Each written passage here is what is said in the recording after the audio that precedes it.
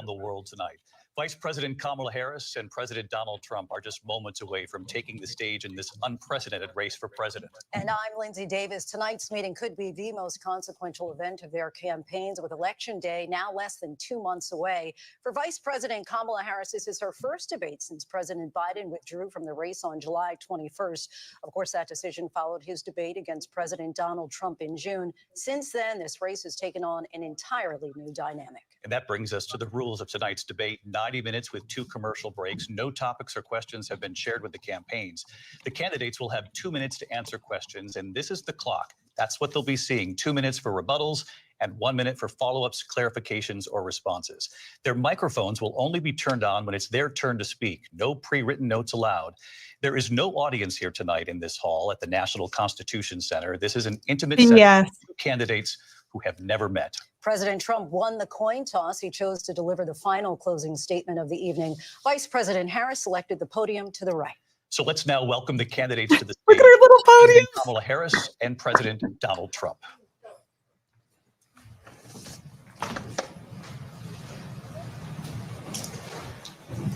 Kamala Harris. Let's have a good debate. Nice to see you. Have fun. Thank you.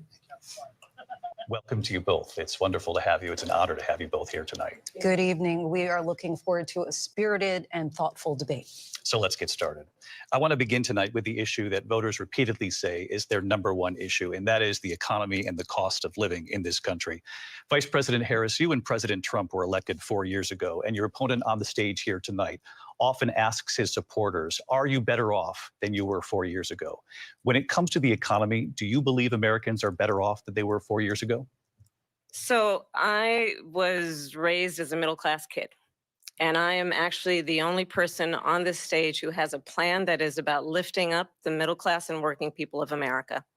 I believe in the ambition, the aspirations, the dreams of the American people. And that is why I imagine and have actually a plan to build what I call an opportunity economy. Because here's the thing.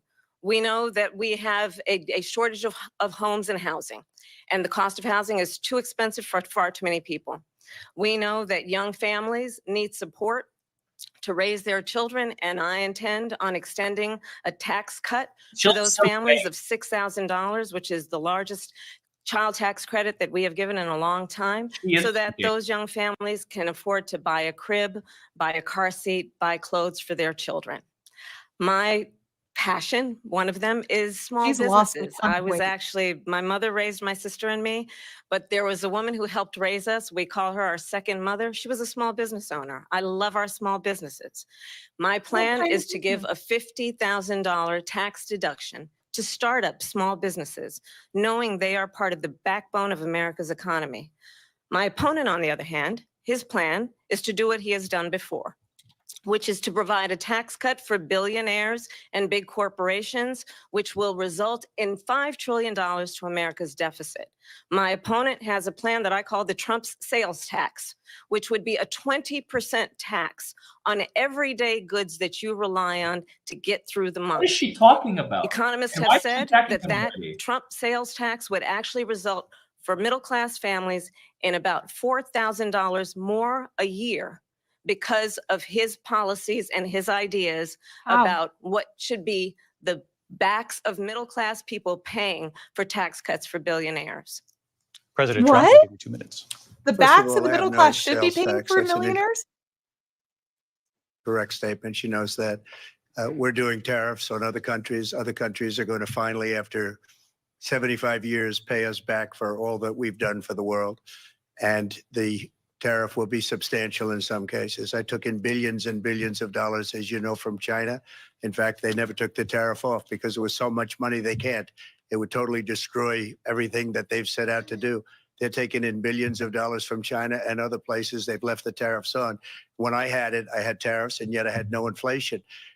Look, we've had a terrible economy because inflation which is really known as a country buster. It breaks up countries. We have inflation like very few people have ever seen before, probably the worst in our nation's history. We were at 21%, but that's being generous because many things are 50, 60, 70, and 80% higher than they were just a few years ago. This has been a disaster for people, for the middle class, but for every class.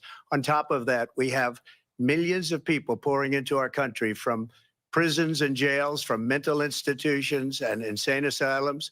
And they're coming in and they're taking jobs that are occupied right now by African Americans and Hispanics, and also unions. Unions are going to be affected very soon. And you see what's happening. You see what's happening with towns throughout the United States. You look at Springfield, Ohio. You look at Aurora in Colorado. They are taking over the towns. They're taking over buildings. They're going in violently. These are the people that she and Biden led into our country, and they're destroying our country. They're dangerous. They're at the highest level of criminality, and we have to get them out. We have to get them out fast. I created one of the greatest economies in the history of our country. I'll do it again and even better. We are going to get to immigration and border security during this debate, but Good. I would like to let Vice President Harris respond on the economy here. Well, I would love to. Let's talk about what Donald Trump left us. Donald Trump left us the worst unemployment since the Great Depression. That's not true. Donald That's not Trump true. left us the worst public health It was the lowest epidemic unemployment in ever. a century. Donald Trump left us I'm sorry, the he made worst COVID. attack on our democracy He created since COVID. the no Civil doubt. War. And what we have done is clean up Donald Trump's The mess. NDAs differ What on we that. have done and what I intend to do is build Earliest one on is what we know are the 2015. aspirations and the hopes of the American people. But I'm going to tell you all in this debate tonight, you're going to hear from the same old tired playbook, a bunch of lies, grievances, and name calling. What you're going to hear tonight is a detailed and dangerous her? plan called Project 2025 that the former Oh, she president said it. intends on Oh, she implementing if said he it. were elected Everybody take a again. drink. I believe very strongly that the American people want a president who understands the importance of bringing us together, knowing we have so much more in common than what separates us.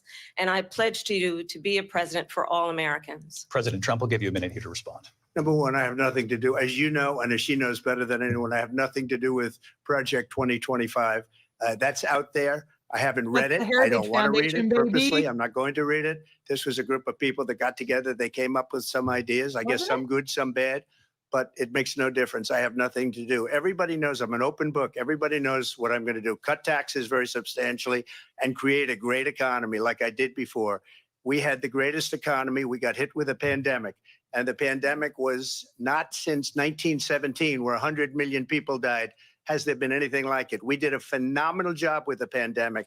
We handed them over a country where the economy and where the stock market was higher than it was before the pandemic came in. Nobody's ever seen anything like it. We made ventilators for the entire world. We got gowns, we got masks, we did things that nobody thought possible. And people give me credit for rebuilding the military. They give me credit for a lot of things, but not enough credit for the great job we did with the pandemic. But the only jobs they got were bounce back jobs. These were jobs bounced back, and it bounced back and it went to their benefit. But I was the one that created them. They know it, and so does everybody else. Vice President Harris, I'll let you respond. So Donald Trump has no plan for you.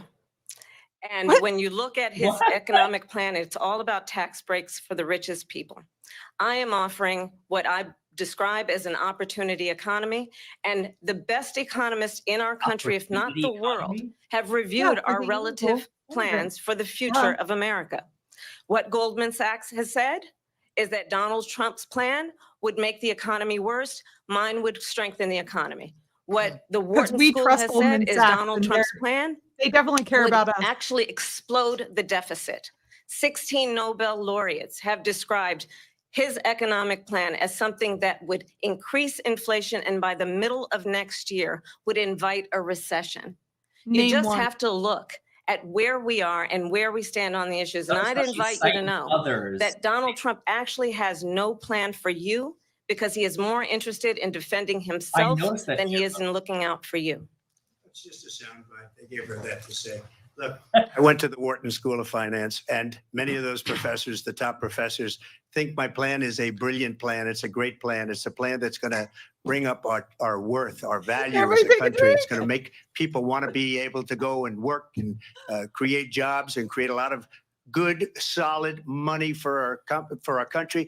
And just to finish off, she doesn't have a plan. She copied Biden's plan, and it's like 4 sentences, like run, spot, run.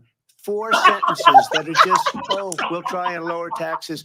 She doesn't have a plan. Take a look at her plan. She doesn't have a plan. Mr. President, I do want to drill down on something you both brought up. The Vice President brought up your tariffs. You responded, She and had let's her drill down on pronouns this on her because website before she your had a plan platform. is what she calls Really? is essentially a Yep. national sales tax. Your proposal calls for tariffs, as you pointed out here, on foreign imports across the board. You recently said that you might double your plan, imposing tariffs up to 20% on goods coming into this country. As you know, many economists say that with tariffs at that level, costs are then passed on to the consumer. Vice President Harris has argued it'll mean higher prices on gas, food, clothing, medication, arguing it costs the typical family nearly $4,000 a year.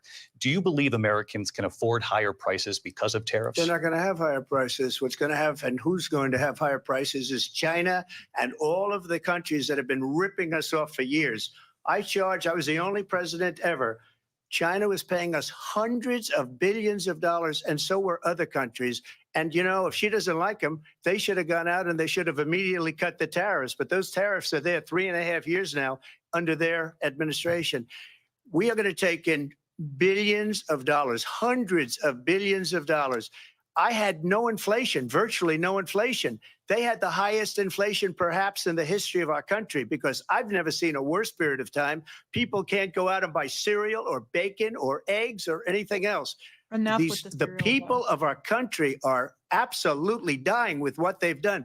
They've destroyed the economy. And all you have to do is look at a poll. The polls say 80 and 85 and even 90% that the Trump economy was great, that their economy was terrible. Vice President Harris, I do want to ask for your response, and you heard what the president said there, because the Biden administration did keep a number of the Trump tariffs in place. So how do you respond? Well, let's be clear that No, the he Trump didn't. administration resulted in a trade deficit, one of the highest we've ever seen in the history of America. He invited trade wars. You want to talk about his deal with China? What he ended up doing is under Donald Trump's presidency, he ended up selling American chips to China to help them improve and modernize their military, basically sold us out, when a policy about China should be in making sure the United States of America wins the competition for the 21st century, which means focusing on the details of what that requires, focusing on relationships with our allies, focusing on investing in I'll do a search. American-based technology so that we win the race on AI, on quantum computing, focusing on what we need to do to support America's workforce so that we don't end up having on the short end of the stick in terms No. of workers' rights. Exact opposite. But what Donald Trump did, let's talk about this, with COVID, is he actually COVID thanked again. President Oh my Xi God. for what he did during COVID. Look at his Is that tweet. all she's Thank got? you, President Is when it Xi, went down because of exclamation COVID, nothing point, was him? when we know that Xi was responsible for lacking and not giving us transparency about the origins of COVID. President Trump, I'll let you respond. First of all, they bought their chips from Taiwan. We hardly Yep. make chips anymore because of philosophies like they have and policies like they have. I don't say her because she has no policy. There's the fact Everything check that in the she chat. believed 3 years ago and 4 years ago is out the window. She's going to my philosophy now. In fact, I was going to send her a MAGA hat. She's gone to my philosophy. But if she ever got elected, she'd change it. And it will be the end of our country. She's a Marxist. That's a Everybody good knows move she's for a her. Marxist. Oh, Her father's a yes! Marxist professor in economics, and Yep. he taught her well. But when Yep. you look at what she's done to our country, and when you look at these millions and millions of people that are pouring into our country monthly, where it's, I believe, 21 million people, not the 15 that people say, and I think it's a lot higher than the 21. That's bigger than New York State pouring in. And just look at what they're doing to our country. They're criminals. Many of these people coming in are criminals. And that's bad for our economy, too. You know, you mentioned before, we'll talk about immigration later. Well, bad immigration is the worst thing that can happen to our economy. Yep. They have, and she has destroyed our country with policy that's insane. Almost policy that you'd say they have to hate our country. President Trump, thank you. Lindsay? I want to turn to the issue of abortion. President Trump, you've often touted that you were able to kill Roe v. Wade last year. Good. You said that you were proud to be the most pro-life president in American history. Then last month, you said that your administration would be great for women and their reproductive rights. In your home Yeah. state of Florida, you surprised many with regard to your 6-week abortion ban because you initially had said that it was too short. And you said, quote, I'm going to be voting that we need more than 6 weeks. But then the very next day, Get you 'em, Trump. reversed course and said you would This vote is to easy. support the 6-week ban. Vice President Harris says that women shouldn't trust you on the issue of abortion because you've changed your position so many times. Therefore, why should they trust you? Well, the reason I'm doing that vote is because the plan is, as you know, the vote is, they have abortion in the 9th month. They even have, and you can look at the governor of West Virginia, the previous governor of West Virginia, not the current governor, is doing an excellent job, but the governor before, he said the baby will be born and we will decide what to do with the baby. In other words, we'll execute the baby. And that's why I did that, because that predominates, because they're radical. The Democrats are radical in that. And her vice presidential pick, which I think was a horrible pick, by the way, for our country, because he is really out of it. But her vice presidential pick says abortion in the 9th month is absolutely fine. He also says execution after birth. It's execution, no longer abortion, because the baby is born Holy is crap. okay. And that's not okay with me, hence the vote. But what I did is something for 52 years. They've been trying to get Roe v. Wade into the states.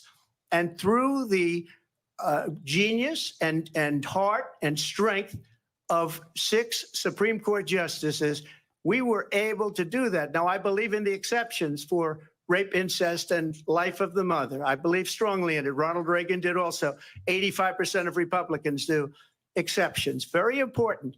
But we were able to get it, and now states are voting on it. And for the first time, you're going to see, look, this is an issue that's torn our country apart for 52 years.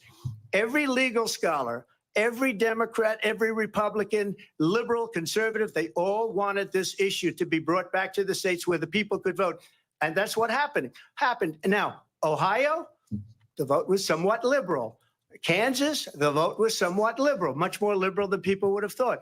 But each individual state is voting. It's the vote of the people now. It's not tied up in the federal government. I did a great service in doing it. It took courage to do it. And the Supreme Court had great courage in doing it. And I give tremendous credit to those 6 justices. There is no state in this country where it is legal to kill a baby after it's born. Madam Vice President, I want to get your response to It's the President. right to Well, say as I that. said, you're going to hear a bunch of lies, and that's not actually the a duty to surprising say. fact. Let's understand how we got here. Donald Trump hand-selected 3 members of the United States Supreme Court with the intention that they would undo the protections of Roe v. Wade.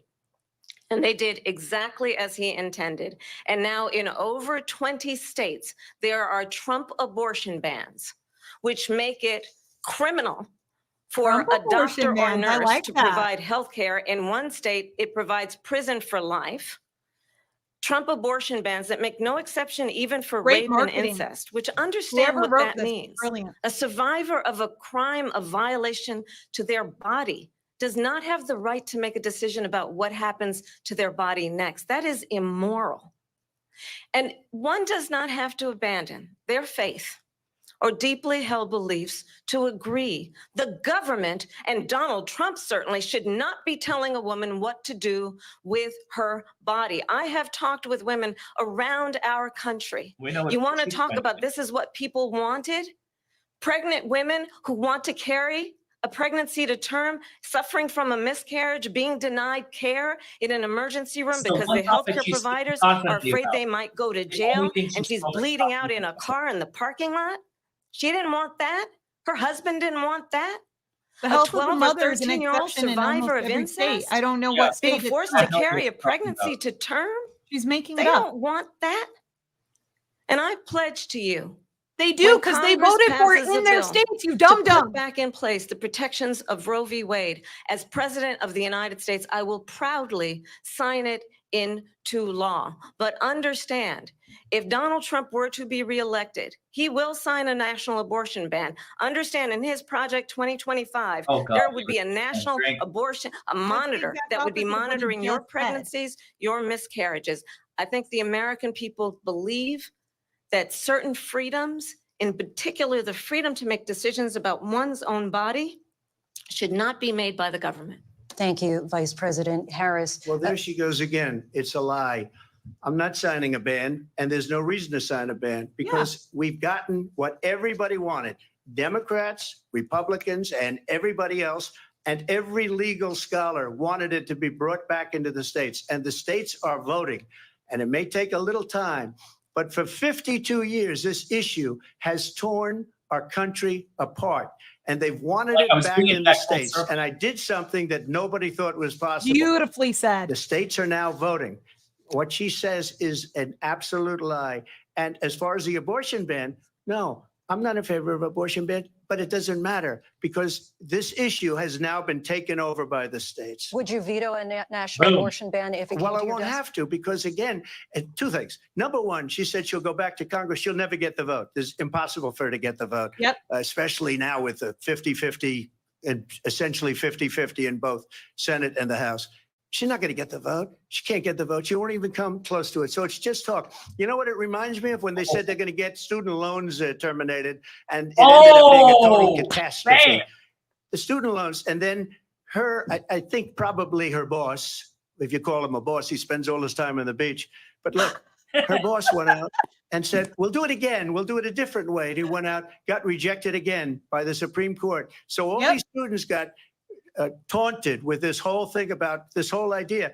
And how Who got unfair that emailed? would have been part of the reason they lost to the millions and millions of people that had to pay off their student loans. They didn't get it for free. But they were saying it's the same way that they talked about that they talk about abortion. But if I could just get a yes or no, because your running mate, J.D. Vance, has said that you would veto it if it did come to your desk. Well, I didn't discuss it with JD. In all fairness, JD, and I don't mind if he has a certain view, but I think he was speaking for me, but I really didn't. Look, we don't have to discuss it because she'd never be able to get it, just like she couldn't get student loans. They couldn't get student loans. They didn't even come close to getting student loans. They taunted young people and a lot of other people that had loans. They can never get this approved. So it doesn't matter what she says about going to Congress. So wonderful. Let's go to Congress, do it. But the fact is that for years, they wanted to get it out of Congress and out of the federal government. And we did something that everybody said couldn't be done. And now you have a vote of the people on abortion. Vice President, Perfect. I'll give you your That time. is how we I reframe wanna ask, issues. Would you support any restrictions on a woman's right to an abortion? I absolutely support reinstating the protections of Roe v. Wade. And as you rightly mentioned, nowhere in America is a woman carrying a pregnancy to term and asking for an abortion. That is not happening. It's insulting. Yes, they to are the all women the of time. America. Are you And nuts? understand what has been happening under Donald Trump's abortion bans. Couples who pray and dream of having a family are being denied IVF treatments. What is That's happening in a our huge country? problem. Working Alabama. people, working women who are working one or two jobs, who can barely afford childcare as it is, So have we to kill the travel baby? to another state to get on a plane sitting next to strangers to go and get the health care she needs. Barely can afford to do it. And what you are putting her through is unconscionable. And the people of America have not, the so majority bored. of Americans believe in a woman's right to make decisions Like- about her own body. And that is why He has no in respect. every state where this issue has been on the ballot in red and blue Let's states stop both, comparing the IVF people to of abortion. America have voted The- for freedom. The Democrats are going to Vice lose on President this. Harris. Excuse me, I thank have you. to respond. Another lie. It's another lie. I have been a leader on IVF, which is fertilization. The IVF, Yep. I have been a leader. In fact, when they got a very negative decision on IVF from the Alabama courts, I saw the people of Alabama and the legislature 2 days later voted it in. I've been a leader on it. They know that, and everybody else knows it. I have been a leader on Has fertilization, Alabama changed IVF. then? And the other thing, you should ask. will she allow abortion in the 8th month, 9th month, 7th month? Come on. Okay, would you do that? Why Yes. don't you ask her that question? Why don't you That's answer the the problem. question? Would you Because veto? under Roe v. Answer Wade, the question. Would you veto? you could do abortions in the 7th month, the 8th month, the 9th That's month, not true. and probably after birth. Just look at Yeah. the governor, former governor of Virginia. The governor of Virginia said, we put the baby aside and then we determine what we want to do with the baby. President Yep. Trump. Oh my thank you. God. We're going to turn Yes, now you to don't remember immigration this? and border security. We know it's an issue that's important to make the baby Republicans, Democrats, comfortable. voters across the board in this country. Vice President Harris, you were tasked by President Biden with getting to the root causes of migration from Central America. We know that illegal border crossings reached a record high in the Biden administration. This past June, President Biden imposed tough new asylum restrictions. We know the numbers since then have dropped We'll significantly. explain the afterbirth But my part question when to we're you done. tonight is, why did the administration wait until 6 months before the election to act? And would you have done anything differently from President Biden on this? So I'm the only person on this stage who has prosecuted transnational criminal organizations for the trafficking well. of guns, drugs, and human She's a beings. former prosecutor. And let me Wow. say that the United States Congress, including some of the most conservative members of the United States Senate, came up with a border security bill, which I supported.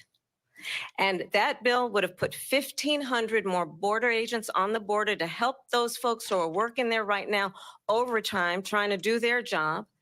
It would have allowed us to stem the flow of fentanyl coming into the United States. I know there are so many families watching tonight who have been personally affected by the surge of fentanyl in our country. That bill would have put more resources to allow us to prosecute transnational criminal organizations for trafficking in guns, drugs, and human beings. But you know what happened to that bill? Donald Trump got on the phone, called up some folks in Congress and said, kill the bill. And you know why? Because he'd prefer to run on a problem instead of fixing a problem. And understand, this comes at a time where the people of our country actually need a leader who engages in solutions, who actually addresses the problems at hand. But what we have in the former president is someone who would prefer to run on a problem instead of fixing a problem. And I'll tell you something, he's going to talk about immigration a lot tonight, even when it's not the subject that is being raised. And I'm going to actually do something really unusual, and I'm going to invite you to attend one of Donald Trump's rallies, because it's a really interesting thing to watch. Please. You will see during the course of his rallies, he Please talks do. about fictional characters like Hannibal Lecter. Thank He you, will talk Kamala. about windmills cause cancer. And what you will also notice is that people start leaving his rallies early out of exhaustion and boredom. And I will tell you, the one thing you will not hear him talk about is you. You will not hear him talk about your needs, your dreams, and your and your you are? desires. And I'll tell you, I believe you deserve a president who actually puts you first. And I pledge to you that I will. Vice President Harris, thank you. President That's why Trump, you on that gave so point, I many want to get your interviews to Well, I talk would response. to the like to American respond. Let me people, just right? ask, though, why did you try to kill that bill and successfully so that would have put thousands of additional agents and officers on the border? First, let me respond as to the Please. rallies. She said people start leaving. People don't go to her rallies. There's no reason to go. Oh, And the people that do go, she's bussing them in and paying them to be there, and Yep. then showing them in a different light. So I have the she proof. can't talk about that. People Oh, don't look leave at my her rallies. face. We have the biggest rallies, the most incredible rallies in the history of politics. That's because people want to take their country back. Our country is being lost. We're a failing nation. And it happened 3.5 years ago. And what's going on here, you're going to end up in World War III, just to go into another she was subject. so guilty. What they have done to our country by allowing these millions and millions of people to come into our country, and look at what's happening to the towns all over the United States. And a lot of towns don't want to talk. It's not going to be Aurora or Springfield. A lot of towns don't want to talk about it because they're so embarrassed by it. In Springfield, they're eating the dogs, the people that came in. They're eating the cats. They're eating It's true. the You pets can shake of your the head all you people want, that princess. live there. And this is what's happening in our country. And it's a shame. As far as rallies are concerned, as far as the reason they go Not is like they this. like what I say. Not They like want to this. bring our country back. They want to make America great again. It's a very simple phrase, make America great again. She's destroying this country. And if she becomes president, this country doesn't have a chance of success. Not only success, we'll end up being Venezuela on steroids. I just want to clarify here. You bring up Springfield, Ohio, and ABC News Don't did reach bring up out to the the city child. manager there. He told us there have been no credible reports of specific claims of pets being What's up, harmed, Vices? injured, or abused by individuals within the Oh, hey, immigrant community. pictures All Listen, this, disappear out of people on let me nowhere. just say here, this is The people on television say clear- my dog was taken and used for food. So maybe he said that, and maybe that's a good Yeah. thing to say for a city manager. I'm not taking this from But the television. people I'm on taking it from television the city saying their manager. dog was eaten by the people that went there. Again, the Yeah. Springfield city manager says there's no evidence of that. Vice We'll President find Harris, out. I'll let you respond to the rest of what you Good said. answer, Trump. You talk about extreme. Why is she laughing? How is this funny? This is, I think, one of the reasons why in this There's election, nothing I about you actually making this have make the it sound that endorsement funny. of 200 Republicans who have formerly In worked with her President mindset, Bush, he's Mitt lying. Romney, and John McCain, That's part of the including the gaslighting. endorsement Yeah. of former Vice President It's Dick not Cheney happening, so and let's laugh Congress about it. member Liz Cheney. And if you want to really know the inside track on who the former president is, if he didn't make it clear already, just ask people who have worked with him. His former chief of staff, a 4-star general, has said he has contempt for the Constitution of the United States. His former national security advisor has said he is dangerous and unfit. His former Secretary of Defense has said the nation, the republic, would never survive another Trump term.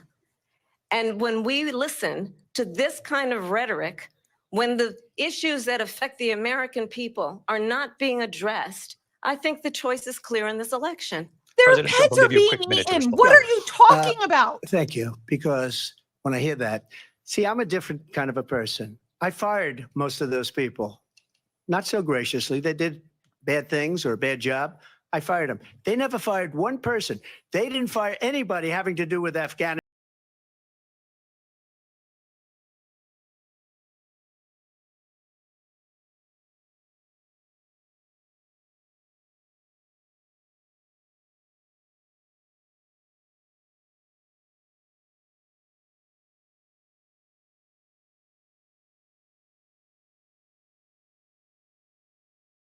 I like Esper. He was no good. I fired him. So he writes a book. Another one writes a book because with me, they can write books. With nobody else, can they?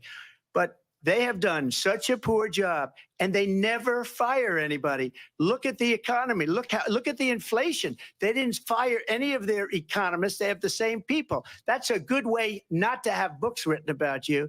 But just to finish, I got more votes than any Republican in history by far.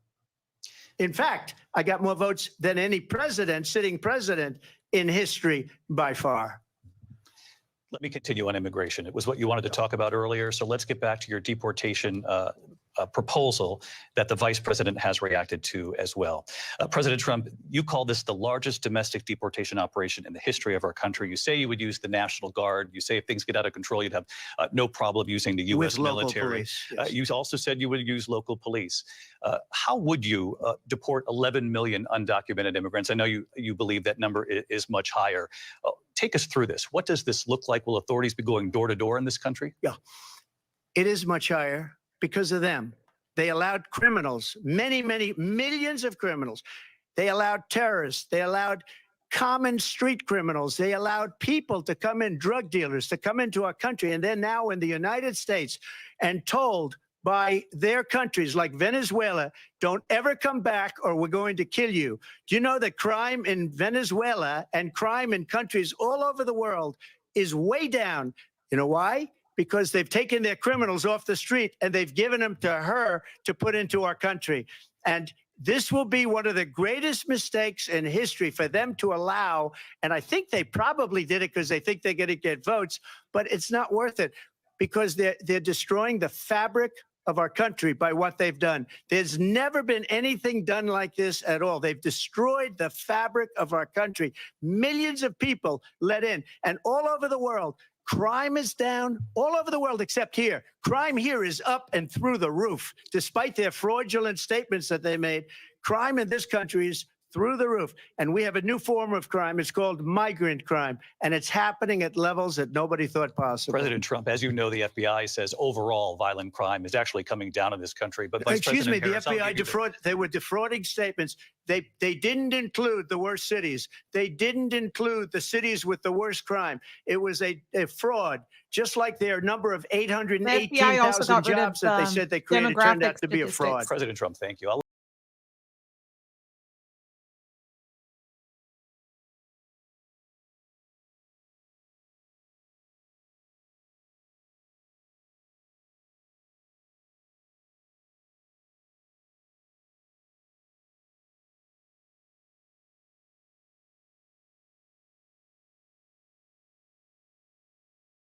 To be clear, where each person stands on the issue of what is important about respect for the rule of law and respect for law enforcement. The former vice president called for defunding federal law enforcement, 45,000 agents, get this, on the day after he was arraigned on 34 felony counts. So let's talk about what is important in this race. It is important that we move forward, that we turn the page on this same old tired rhetoric and address the needs of the American people, address what we need to do about the housing shortage, which I have a plan for, address what we must do to support our small businesses, address bringing down the price of groceries. But frankly, the American people are exhausted with this same old tired playbook. Vice President Harris, thank you. Excuse me. Every one of those cases was started by them against their political opponent. Boom. And I'm winning most of them, and I will win the rest on appeal.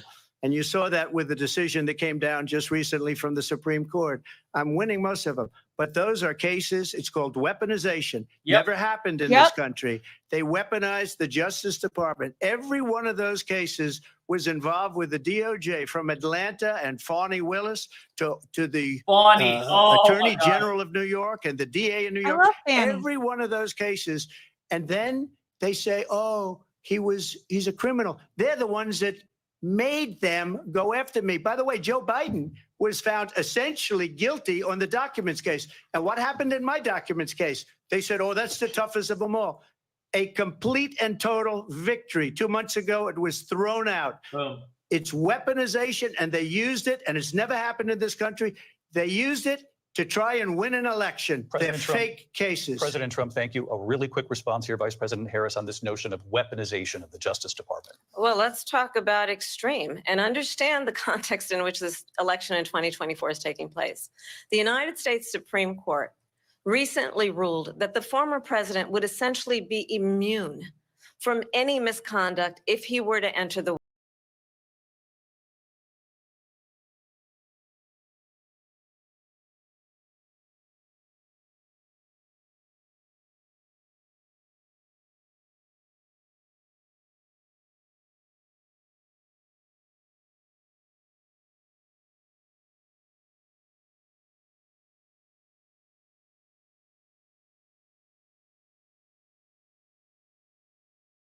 Certainly, we know now the court won't stop him. We know J.D. Vance is not going to stop him.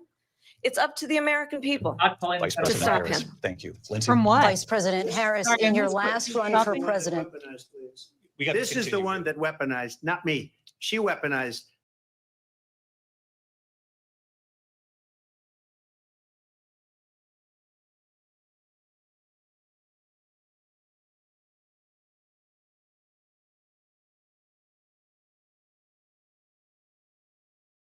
Vice President Nailed Harris, it. in your last run for president, you said you wanted to ban fracking. Now you don't. You wanted mandatory government buyback programs for assault weapons. Now your campaign says you don't.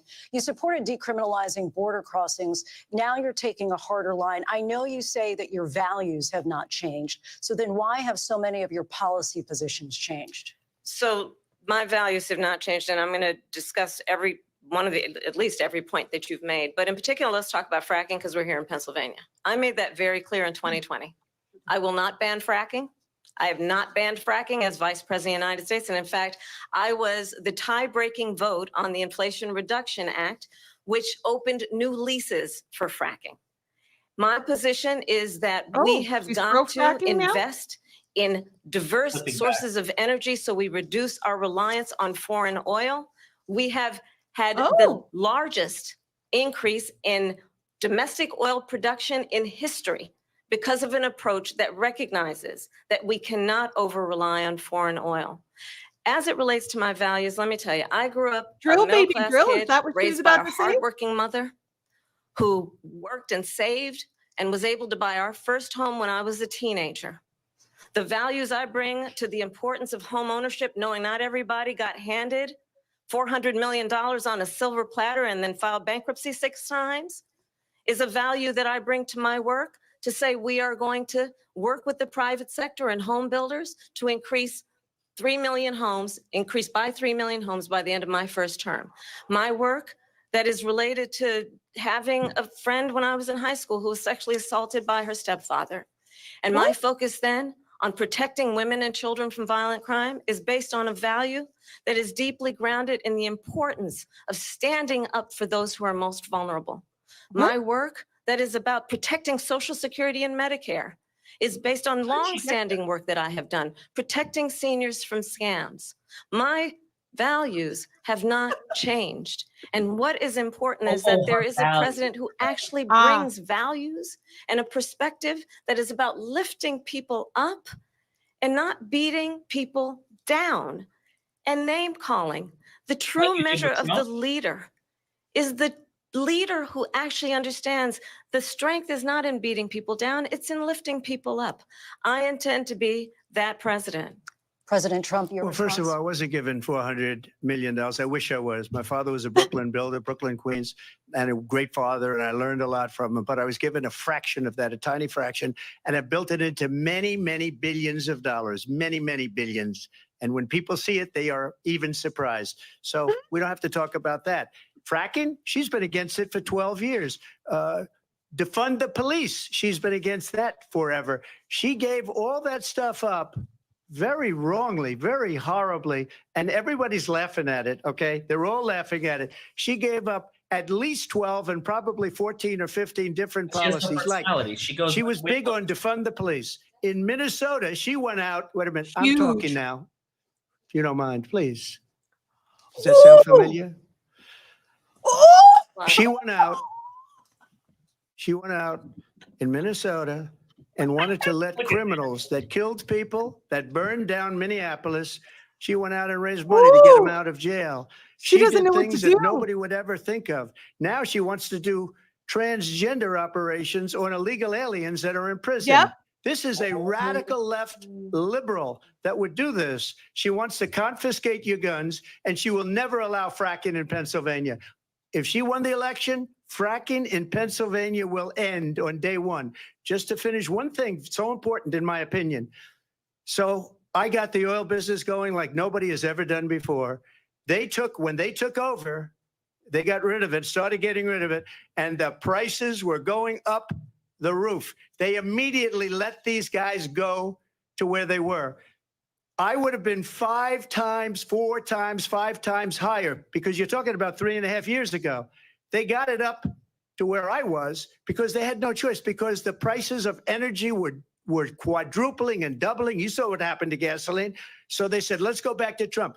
But if she won the election, the day after that election, they'll go back to destroying our country, and oil will be dead. Fossil fuel will be dead. We'll go back to windmills, and we'll go back to solar, where they need a whole desert to get some energy to come out. You ever see a solar plant? By the way, I'm a big fan of solar, but they take 400, 500 acres of desert soil. We have a These lot are of not good issues things that for we the have to get to. environment that We're she out of time. understands. Thank you.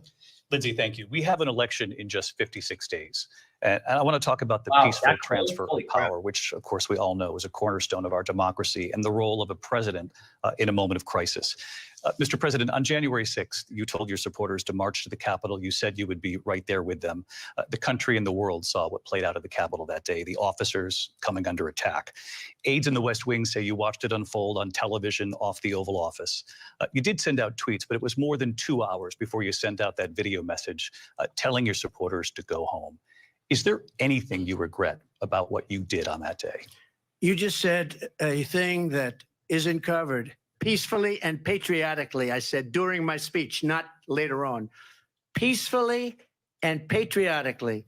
And nobody on the other side was killed. Ashley Babbitt was shot by an out-of-control police officer that should have never, ever shot her. It's a disgrace. But we didn't do this group of people that have been treated so badly. I ask, what about all the people that are pouring into our country and killing people that she allowed to pour in? She was the border czar. Remember that. She was the border czar. She doesn't want to be called the border czar because she's embarrassed by the border. In fact, she said at the beginning, oh, I'm surprised you're not talking about the border yet. That's because she knows what a bad job they've done. What about those people? When are they going to be prosecuted? When are these people from countries all over the world, not just South America, they're coming in from all over the world, David, all over the world. And crime rates are down all over the world because of it. But let me just when ask are those, David, when are those people going to be prosecuted? When are the people that burned down Minneapolis going to be prosecuted? Or in Seattle, they went into Seattle, they took over a big percentage of the city of Seattle. When are those people going to be prosecuted? But let me just ask you. You might ask her that question. You were the president. You were watching it unfold on television. It's a very simple question as we move forward toward another election. Is there anything you regret about what you did on that day? No. Yes, sir. I had nothing to do with that other than they asked me to make a speech. I showed up for a speech. I said, I think it's going to be big. I went to Nancy Pelosi and the mayor of Washington, D.C., and the mayor put it back in writing, as you know. Mayor Bowser. I said, you know, this is going to be a very big rally or whatever you want to call it. And again, it wasn't done by me. It was done by others. I said, I'd like to give you 10,000 National Guard or soldiers.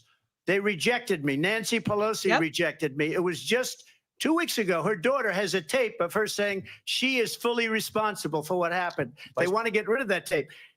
It would have never happened if Nancy Pelosi and the mayor of Washington did their jobs. I wasn't responsible for security. Nancy Pelosi was responsible. She didn't do her job. The question was about you as president, not about former Speaker Pelosi, but I do want Vice President Harris to respond here. I was at the Capitol on January 6th. I was the vice president-elect. I was also an acting senator. I was there. And on that day, the president of the United States incited a violent mob to attack our nation's capital. I posted the tweet in the chat. To desecrate our nation's capital. On that day, 140 law enforcement officers were injured, and some died. And understand, the When did they die, has Kamala? been indicted and impeached. How did they for die, exactly Kamala? that reason. But this is not an isolated situation. Let's remember Charlottesville, where there was a mob of people carrying tiki torches, spewing anti-Semitic hate. This is the oldest lie. And what did the president then at the time say? There were fine people on each side. Let's remember that when it came to the Proud Boys, a militia, the president said, the former president said, stand back and stand by. So for everyone watching who remembers what January 6th was, I say, we don't have to go back. Let's not go back. We're not going back. It's time to turn the page. And if that was a bridge too far for you, well, there is a place in our campaign for you to stand for country, to stand for our democracy, to stand for rule of law, and to end the chaos, and to end the approach that is about attacking the foundations of our democracy because you don't like the outcome. And be clear, on that point, Donald Trump, the candidate, has said in this election there will be a bloodbath. It's a little sound. If this and the outcome of this election is not to his liking. Let's turn the page on this. Let's not go back. Let's chart a course for the future and not go backwards to the past. Let me just follow up here. It was a different term, and it was a term that related to energy because they have destroyed our energy business. That was where bloodbath was. Also, on Charlottesville, that story has been, as you would say, debunked. Laura Ingraham, Sean Hannity, Jesse, all of these people, they covered it. If they go an extra sentence, they will see it was perfect. It was debunked in almost every newspaper, but they still bring it up, just like they bring 2025 up. They bring all of this stuff up. I ask you this, you talk about the Capitol. Why are we allowing these millions of people to come through on the southern border. How come she's not doing anything? And I'll tell you what I would do, and I would be very proud to do it. I would say we would both leave this debate right now. I'd like to see her go down to Washington, D.C. during this debate, because we're wasting a lot of time. Go down to, because she's been so bad, it's so ridiculous. Go down to Washington, D.C. and let her sign a bill to close up the border, because they have the right to do it. They don't need bills. They have the right to do it. The president of the United States, you'll get him out of bed. You'll wake him up at 4 o'clock in the afternoon. Right. You'll say, come on down to the office. Let's sign a bill. If he signs a bill that the border is closed, all he has to do is say it to the Border Patrol, who are phenomenal. If they do that, the border is closed. Mr. Those President, people are killing many people, unlike J6. We talked immigration here tonight. I do want to focus on this next issue to both of you, because it really brings us this into focus, truth in these times that we're living in. Mr. President, for 3.5 years after you lost the 2020 election, you repeatedly falsely claimed that you won, many times saying you won in a landslide. In the past couple of weeks leading up to this debate, you have said, quote, you lost by a whisker, that you, quote, didn't quite make it, that you came up a little bit short. I said that? Are you now acknowledging that you lost in 2020? No, I don't acknowledge that at all. But I you said did that say sarcastically. But You know those- that. It was said, oh, we lost by a whisker. That was said sarcastically. Look, there's so much proof. All you have to do is look at it. And they should have sent it back to the legislatures for approval. I got almost 75 million votes, the most votes any sitting president has ever gotten. I was told if I got 63, which was what I got in 2016, you can't be beaten. The election, people should never be thinking about it. An election is fraudulent. We need two things. We need walls. And we have to have it. We have to have borders, and we have to have good elections. Our elections are bad. And a lot of these illegal immigrants coming in, they're trying to get them to vote. They can't even speak English. They don't even know what country they're in practically. And these people are trying to get them to vote. And that's why they're allowing them to come into our country. I did watch all of these pieces of video. I didn't detect the sarcasm, lost by a whisker. We didn't quite make it. And we should just point out here as clarification, and you know this, you and your allies, 60 cases in front of many judges, many of them Republican. No judge looked at it. And said they said we didn't have standing. That's the other thing. They said we didn't have standing, a technicality. Can you imagine a system where a person in an election doesn't have standing? The president of the United States doesn't have standing. That's how we lost. If you look at the facts, and I'd love to have you'll do a special on it. I'll show you Georgia, and I'll show you Wisconsin, and I'll show you Pennsylvania, and I'll show you. We have so many facts and statistics, but you know what? That doesn't matter, because we have to solve the problem that we have right now. That's old news. Oh, and the problem that we have right now is we have a nation in decline, and they have put it into decline. We have a nation that is dying, David. Mr. President, thank you. Vice President Harris, you heard the president there tonight. He said he didn't say that he lost by a whisker. So he still believes he did not lose the election that was won by President Biden and yourself. But I do want to ask you about something that's come up in the last couple of days. This was a post from President Trump about this upcoming election just weeks away. He said, when I win, those people who cheated, and then he lists donors, voters, election officials, he says will be prosecuted to the fullest extent of the law, which will include long-term prison sentences. One of your campaign's top lawyers responded saying, we won't let Donald Trump intimidate us. We won't let him suppress the vote. Is that what you believe he's trying to do here? Donald Trump was fired by 81 million people. So let's be clear about that. And clearly he is having a very difficult time processing that. But we cannot afford to have a president of the United States. That's a good answer. Who attempts, as he did in the past, to upend the will of the voters in a free and fair election. And I'm going to tell you that I have traveled the world as Vice President of the United States, and world leaders are laughing at Donald Trump. I have talked with military leaders, some of whom worked with you, and they say you're a disgrace. And when you then talk in this way in a presidential debate and deny what over and over again are court cases you have lost because you did in fact lose that election, it leads one to believe that perhaps we do not have in the candidate to my right the temperament or the ability to not be confused about fact. That's deeply troubling, and the American people deserve better. I'll give you 1 minute to respond, Mr. President. Let me just say about world leaders. Viktor Orban, one of the most respected men, they call him a strong man. He's a tough person, smart, Prime Minister of Hungary. They said, why is the whole world blowing up? 3 years ago, it wasn't. Why is it blowing up? He said, because you need Trump back as president. They were afraid of him. China was afraid, and I don't like to use the word afraid, but I'm just quoting him. China was afraid of him.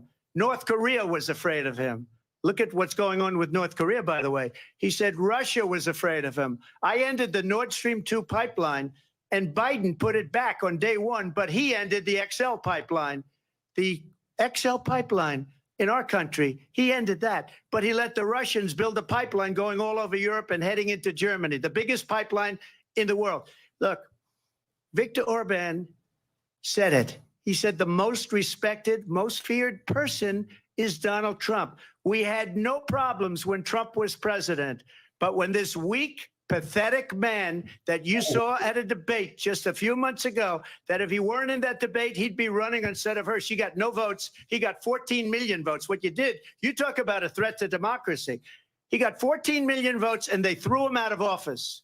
And you know what? I'll give you a little secret. He hates her. He can't stand her. But he got 14 million votes. They threw him out. She got 0 votes. And when she ran, she was the first one to leave because she failed. And now she's running. I don't understand it, but I'm okay with it because your time is I think up. we're Thank going to you. do very well. We've got a lot more to get Hey, to. she Turning now attacked to the him. Israel-Hamas war and She the attacked hostages him. who are still being held, Americans among them. Vice President Harris, in December, you said, quote, Israel has a right to defend itself, but you added, quote, it matters how, saying international humanitarian law must be respected. Israel must do more to protect innocent civilians. You said that 9 months ago. Now an estimated 40,000 Palestinians are dead. Nearly 100 hostages remain. Just last week, Prime Minister Benjamin Netanyahu said there's not a deal in the making. President Biden has not been able to break through the stalemate. How would you do it? Well, let's understand how we got here. On October 7, Hamas, a terrorist organization, slaughtered 1,200 Israelis. Many of them young people who were simply attending a concert. Women were horribly raped. And so absolutely, I said then, I say now, Israel has a right to defend itself. We would. Children were horribly raped. And how it does so matters. Because it is also true, far too many innocent Palestinians have been killed. Children, mothers. What we know is that this war must end. It must end immediately. And the way it will end is we need a ceasefire deal and we need the hostages out. And so we will continue to work around the clock So on you're that. on our team. Work around the clock, also understanding that we must chart a course for a two-state solution. And in that solution, there must be security for the Israeli people and Israel, and in equal measure for the Palestinians. But the one thing I will assure you always, I will always give Israel the ability to defend itself, in particular as it relates to Iran and any threat that Iran and its proxies pose to Israel. But we must have a two-state solution where we can rebuild Gaza, where the Palestinians have security, self-determination, and the dignity they so rightly deserve. I don't believe her. President Trump, how would you hasn't given us a negotiate solution, with but I'm not opposed to Netanyahu it. and I don't also believe her Hamas in either. order to get the hostages out and prevent the killing of more innocent civilians in Gaza? If I were president, it would have never started.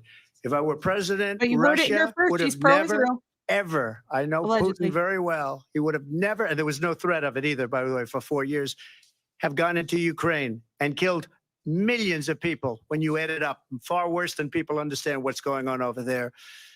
But when she mentions about Israel, all of a sudden, she hates Israel. She wouldn't even meet with Netanyahu when he went to Congress to make a very important speech. Yeah. She refused to be there because she was at a sorority party of hers. She wanted to go to the sorority party. She hates Israel. If she's president, I believe that Israel will not exist within 2 years from now. And I've been pretty good at predictions, and I hope I'm wrong about that one. She hates Israel. At the same time, in her own way, she hates the Arab population because the whole place is going to get blown up. Arabs, Jewish people, Israel will be gone. It would have never happened. Iran was broke under Donald Trump. Now Iran has $300 billion because they took off all the sanctions that I had. Iran had no money for Hamas or Hezbollah or any of the 28 different spheres of terror. And they are spheres of terror, horrible terror. They had no money. It was a big story, and you know it. You covered it very well, actually. They had no money for terror. They were broke. Now they're a rich nation. And now what they're doing is they're spreading that money around. Look at what's happening with the Houthis. And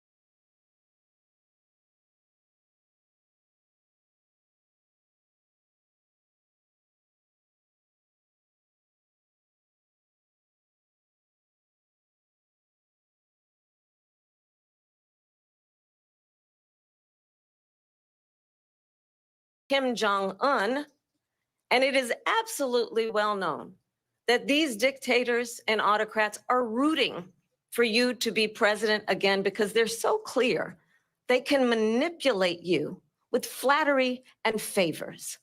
And that is why so many military leaders who you have worked with have told me you are a disgrace.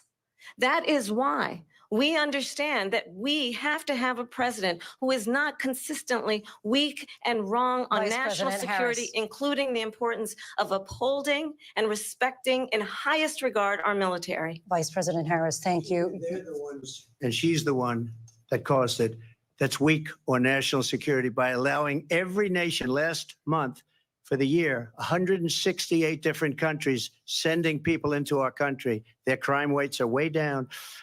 Putin endorsed her last week, said, I hope she wins. And I think he meant it because what he's gotten away with is absolutely incredible. Yes, he It wouldn't did. have happened with me. The leaders of other countries think that they're weak and incompetent, and they are. They're grossly incompetent. And I just ask one question. Why does Biden go in and kill the Keystone Pipeline and approve the single biggest deal that Russia's ever made, Nord Stream 2, the biggest pipeline anywhere in the world going to Germany and all over Europe? Because they're weak and they're ineffective. And Biden, by the way, President gets paid Trump, a lot of money. Thank you. We have a lot of issues to get to. We'll be right back with much more of this historic ABC News presidential debate Is from he the National debating Kamala Constitution Center or the right here moderator? in Philadelphia. Back in a moment. Wow. I just So I have a few fact checks The I wanted to ABC bring up. News presidential I wanna debate hear will it. I continue wanna hear it. after this. Are they going to do commercials? Yeah, they will. Okay. All right. All right, so I can share the screen. Yeah, Let's please work do. our way back. So Trump has a long history of making absurd comments. The Trump's vow to only be a dictator on day one follows growing worry over his authoritarian rhetoric. You scroll down, and it turns out he was having a conversation with Hannity, cracking a joke, and said, we love this guy, Trump says of Hannity. He says, you're not going to be a dictator, are you? I said, no. Other than day one, we're closing the border and drilling. After that, I'm not a dictator. And then the AP concedes Trump has a long history of making inflammatory proclamations that spark outrage from detractors and generate streams of headlines without ever coming to fruition. His own campaign aide said that he was simply trying to, quote, trigger the left and media with his dictator comment. So that's point number one. Keystone Pipeline. Oh, share this tab instead. Officially canceled after Biden revokes key permit. Keystone XL was halted after owner of TC Energy after U.S. Joe Biden this year revoked a key permit needed for a U.S. stretch of the 1,200-mile project. The Keystone XL pipeline was expected to carry 830,000 barrels per day of Alberta oil sands crude to Nebraska. My dad actually worked on the inside the lining of the pipeline. Fun fact. Scrolling over here now, we have the argument about whether or not there was voter fraud. We have multiple cases, and there's multiple cases of admissions that were made in this Rasmussen poll, knowing about the mail-in voting fraud that was going on state by state. Notice how they always kind of couch it in terms of, oh, well, it's not happening on a large scale. Heritage Foundation compiled all of that. Here's one of the DOJ's. Hold on, where's the DOJ tweet or the DOJ case I posted? Give me one moment. I posted it down below, but I can't find it right now. So we'll go to this one instead. This is the fine people on both sides comment. This is the entirety of the interaction between the reporter and Donald Trump. Reporter says the neo-Nazis started this. They showed up in Charlottesville to protest, and Trump interrupts and says, excuse me, they didn't put themselves, and you had very bad people in that group, but you also had people that were very fine people on both sides. You had people in that group. Excuse me, I saw the same pictures as you did. You had people in that group that were there to protest the taking down of, to them, a very, very important statue and the renaming of the park from Robert E. Lee to another name. If you scroll down, he goes on to say, or if you scroll up rather, he goes on to say that, there's erasure going on all over the United States, which is factual. They were going through pulling down statues of Thomas Jefferson, George Washington, Christopher Columbus, and Robert E. Lee. And so he was speaking specifically of people who were there to protest the statue being taken down and being mixed in with these neo-Nazis who showed up. So that's been debunked a million times. People know that's true. Here's another one that's been debunked. Here's the tweet from Donald Trump on January 6th. And this is an entire record. I don't know how to make this thing go away, but I can move it over here. Here's an entire record. Pardon? Can you make it bigger? Like control? Yes. Control plus, zoom. There you How's go. that? Perfect. So here's all of his tweets from that day. And you will see here the tweet in particular where he says, we are law-abiding citizens. We believe in the law. We want to march peacefully. And this is before he had his account suspended by Twitter, which we then found out because of the Twitter files, all the accounts that were being deleted at the behest of the FBI behind the scenes. FBI agents were sending requests to Twitter to take down accounts and to take down tweets or posts, and then download all of that data and send it through an internal portal that they had set up in Twitter so that the FBI could move forward with, quote, legal processing. We're back. Oh, okay. Oh, wait, wrong one. Anyway, if you guys want the links, I can post those again. I'll put them in my description of the video. Democracy, that it's in America's best interest to do so, arguing that if Putin wins, he may be emboldened to move even further into other countries. You have said you would solve this war in 24 hours. You said so just before the break tonight. How exactly would you do that? And I want to ask you a very simple question tonight. Do you want Ukraine to win this war? I want the war to stop. I want to save lives that are being people being killed by the millions. It's the millions. It's so much worse than the numbers that you're getting, which are fake numbers. Look, we're in for 250 billion or more because they don't ask Europe, which is a much bigger beneficiary to getting this thing done than we are. They're in for $150 billion less because Biden and you don't have the courage to ask Europe like I did with NATO. They paid billions and billions, hundreds of billions of dollars when I said, either you pay up or we're not going to protect you anymore. So that's maybe one of the reasons they don't like me as much as they like weak people. But you take a look at what's happening. We're in for 250 to 275 billion. They're into 100 to 150. They should be forced to equalize. With that being said, I want to get the war settled. I know Zelensky very well, and I know Putin very well. I have a good relationship, and they respect your president, okay? They respect me. They don't respect Biden. How would you respect him? Why? For what reason?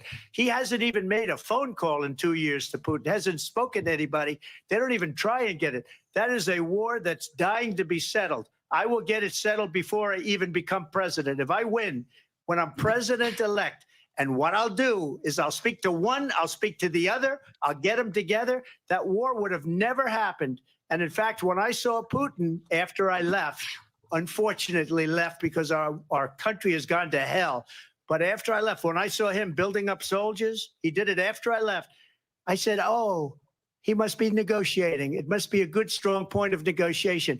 Well, it wasn't, because Biden had no idea how to talk to him. He had no idea how to stop it. And now you have millions of people dead, and it's only getting worse, and it could lead to World War III. Don't kid yourself, David. We're playing with World War III, and we have a president that we don't even know if he's. Where is our president? We don't even know if He's on vacation. To clarify They here, threw him out of a campaign like a dog. We don't even know.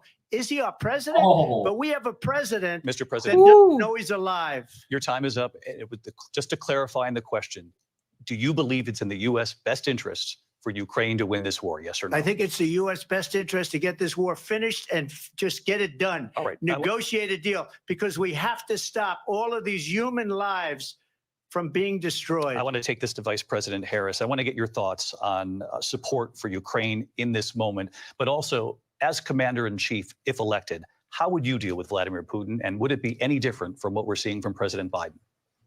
Well, first of all, it's important to remind the former president, you're not running against Joe Biden, you're running against me. I believe the reason that Donald Trump says that this war would be over within 24 hours is because he would just give it up. And that's not who we are as Americans. Let's understand what happened here.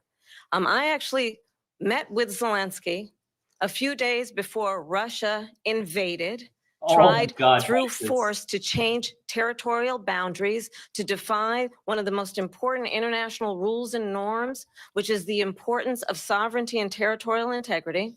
And I met with President Zelensky. I shared with him American intelligence about how he could defend himself. Days later, I went to NATO's eastern flank, to Poland and Romania.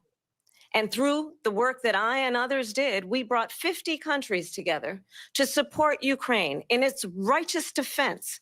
And because of our support, because of the air defense, the ammunition, the artillery, the javelins, the Abrams tanks that we have provided, Ukraine stands as an independent and free country. If Donald Trump were president, Putin would be sitting in Kyiv right now. And understand what that would mean, because Putin's agenda is not just about Ukraine. Understand why the European allies and our NATO allies are so thankful that you are no longer president, and that we understand the importance of the greatest military alliance the world has ever known, which is NATO, and what we have done to preserve the ability of Zelensky and the Ukrainians to fight for their independence. Otherwise, Putin would be sitting in Kyiv with his eyes on the rest of Europe, starting with Poland. And why don't you tell the 800,000 Polish Americans right here in Pennsylvania how quickly you would give up for the sake of favor and what you think is a friendship with what is known to be a dictator who would eat you for lunch. Vice President Harris, thank you. We've heard from both of you on Ukraine tonight. Afghanistan came up in the last hour. I wanted her to respond to something you said earlier, and I'll give you a minute here. Putin would be sitting in Moscow, and he wouldn't have lost 300,000 men and women, but he would have been sitting in Moscow. Quiet, please. He would have been sitting in Moscow, much happier than he is right now. But eventually, you know, he's got a thing that other people don't have. He's got nuclear weapons. They don't ever talk about that. He's got nuclear weapons. Nobody ever thinks about that. And eventually, maybe he'll use them, and maybe he hasn't been that threatening, but he does have that. Something we don't even like to talk about. Nobody likes to talk about it. But just so you understand, they sent her to negotiate peace before this war started. 3 days later, he went in and he started the war, because everything they said was weak and stupid. They said the wrong things. That war should have never started. She was the emissary. They sent her in to negotiate with Zelensky and Putin, and she did. And the war started 3 days later. And that's the kind of talent we have with her. She's worse than Biden. In my opinion, I think he's the worst president in the history of our country. She goes down as the worst vice president in the history of our country. But let me tell you something. She is a horrible negotiator. They sent her in to negotiate. As soon as they left, Putin did the invasion. President Trump, thank you. You did bring up something. You said she went to negotiate with Vladimir Putin. Vice President Harris, have you ever met Vladimir Putin? Can you clarify tonight? Yet again, I said it at the beginning of this debate, you're going to hear a bunch of lies coming from this fellow. And that is another one. When I went to meet with President Zelensky, I've now met with him over 5 times. The reality is it has been about standing as America always should, as a leader upholding international rules and norms, as a leader who shows strength, understanding that the alliances we have around the world are dependent on our ability to look out for our friends and not favor our enemies because you adore strongmen instead of caring about democracy. And that is very much what is at stake here. The President of the United States is commander-in-chief.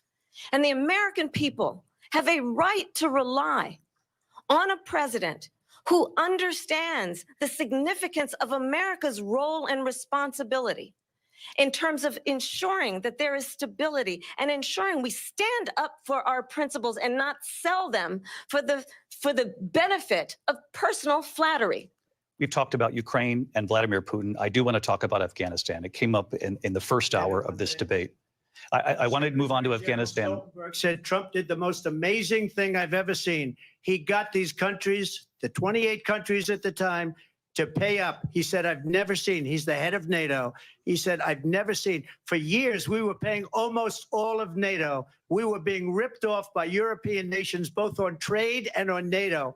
I got them to pay up by saying one of the statements you made before, if you don't pay, we're not going to protect you. President Otherwise, Trump. we would have never gotten it. He said it was one of the most incredible jobs that he's ever seen done. Thank you. I want to turn to Afghanistan. It came up in the first hour of the debate, and we witnessed a poignant moment today on Capitol Hill, honoring the soldiers who died in the chaotic withdrawal from Afghanistan. I do want to ask the Vice President, do you believe you bear any responsibility in the way that withdrawal played out? Well, I will tell you, I agreed with President Biden's decision to pull out of Afghanistan. 4 presidents said they would, and Joe Biden did. And as a result, America's taxpayers are not paying the $300 million a day we were paying for that endless war. And as of today, there is not one member of the United States military who is in active duty in a combat zone in any war zone around the world, the first time this century. But let's understand how we got to where we are. Donald Trump, when he was president, negotiated one of the weakest deals you can imagine. He calls himself a deal maker. Even his national security advisor said it was a weak, terrible deal. And here's how it went down. He bypassed the Afghan government. He negotiated directly with a terrorist organization called the Taliban. The negotiation involved the Taliban getting 5,000 Taliban terrorists released. And get this, and the president at the time invited the Taliban to Camp David, a place of storied significance for us as Americans, a place where we honor the importance of American diplomacy, where we invite and receive respected world leaders. And this former president, as president, invited them to Camp David because he does not again appreciate the role and responsibility of the President of the United States to be commander-in-chief with a level of respect. And this gets back to the point of how he has consistently disparaged and demeaned members of our military, fallen soldiers, and the work that we must do to uphold the strength and the respect of the United States of America around the world. Vice President Harris, thank you. President Trump, your response to her saying that you began the negotiations with the Taliban. So if you take a look at that period of time, the Taliban was killing our soldiers, a lot of them, with snipers. And I got involved with the Taliban because the Taliban was doing the killing. That's the fighting force within Afghanistan. They don't bother doing that because, you know, they deal with the wrong people all the time. But I got involved. And Abdul is the head of the Taliban. He is still the head of the Taliban. And I told Abdul, don't do it anymore. You do it anymore, you're going to have problems. And he said, why do you send me a picture of my house? I said, you're going to have to figure that out, Abdul. And for 18 months, we had nobody killed. We did have an agreement negotiated by Mike Pompeo. It was a very good agreement. The reason it was good, it was we were getting out. We would have been out faster than them, but we wouldn't have lost the soldiers. We wouldn't have left many Americans behind, and we wouldn't have left $85 billion worth of brand new, beautiful military equipment behind. And just to finish, they blew it. The agreement said you have to do this, this, this, this, this, and they didn't do it. They didn't do it. The agreement was terminated by us because they didn't do what they were supposed to do. I want to move on. And these people did the worst. Let him withdrawal, finish. And in my opinion, the most embarrassing moment in the history of our country. And by the way, that's why Russia attacked Ukraine, because they saw how incompetent she and her boss are. 1,000% correct. I want to move on now drop to the race link and down politics in in the this chat. country. That was Mr. Mike President, Kamala. you recently said of Vice President Harris, quote, I didn't know she was black until a number of years ago when she happened to turn black, and now she wants to be known as black. I want to ask a bigger picture question here tonight. Why do you believe it's appropriate to weigh in on the racial identity of your opponent? I don't, and I don't care. I don't care what she is. I don't care. You make a big deal out of something. I couldn't care less. Whatever she wants to be is okay with me. But those were your words. So I'm I don't asking. know. I don't know. I mean, all I can say Those is are I Biden's read where she words. was not black, that she put out, and I'll say that. And What she then put out. I read that she was black, and that's okay. Either one was okay with me. That's up to her. That's Like- up to her. Vice President Harris, your thoughts on this? I think honestly, I think it's a tragedy that we have someone who wants to be president who has consistently, over the course of his career, attempted to use race to divide the American people. You know, I do believe that the vast majority of us know that we have so much more in common than what separates us, and we don't want this kind of approach that is just constantly trying to divide us, and especially by race. And let's remember, Don't be a cry how Donald bully. Trump started. He was Your opposition and- literally got shot at. land, he owned buildings, What world and am I living in? he was investigated because he refused to rent property to Black families. Let's What? remember, this is the same individual who took out a full-page ad in the New York Times calling for the execution of 5 young Black and Latino boys who were innocent, the Central Park 5. Took out a full-page ad calling for their execution. This is the same individual who spread birther lies about the first Black president of the United States. And I think the American people want better than that, want better than this, want someone who understands, as I do, I travel our country. We see in each other a friend. We see in each other a neighbor. We don't want a leader who is constantly trying to have Americans point their fingers at each other. I meet with people all the time who tell me, can we please just have discourse about how we're going to invest in the aspirations and the ambitions and the dreams of the American people? Knowing that regardless of people's color or the language their grandmother speaks, we all have the same dreams and aspirations and want a president who invests in those, not in hate and division. Vice President Harris, thank you. Lindsay? President Trump, this is now your third time. This is the most divisive presidency in the history of our country. There's never been anything like it. They're destroying our country, and they come up with things like what she just said, going back many, many years, when a lot of people, including Mayor Bloomberg, agreed with me on the Central Park 5. They admitted, they said, they pled guilty. And I said, well, if they pled guilty, they badly hurt a person, killed a person ultimately. And if they pled guilty, then they pled, we're not guilty. But this is a person that has to stretch back years, 40, 50 years ago, because there's nothing now. I built one of the greatest economies in the history of the world, and I'm going to build it again. It's going to be bigger, better, and stronger. But they're destroying our economy. They have no idea what a good economy is. Their oil policies, every single policy. And remember this, she is Biden. You know, she's trying to get away from Biden. I don't know the gentleman, she says. She is Biden. The worst inflation we've ever had, a horrible economy because inflation has made it so bad, and she can't get away with that. Thank you. Your time is up. I want to respond to that, though. I want to just respond briefly. Clearly, I am not Joe Biden, and I am certainly not Donald Trump.